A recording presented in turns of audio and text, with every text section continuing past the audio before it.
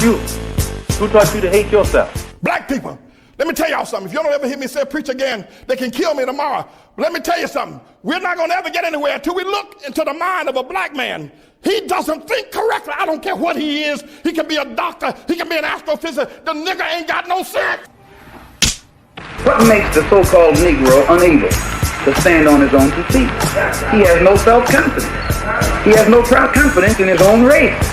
Because the white man destroyed your and my past, destroyed our knowledge of our culture. And by having destroyed it, now we don't know we have any achievement, any accomplishment.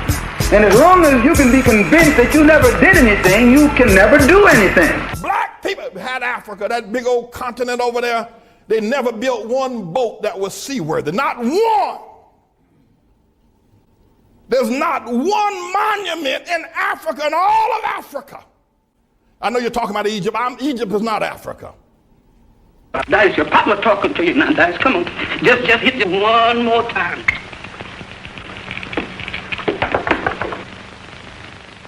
Ah.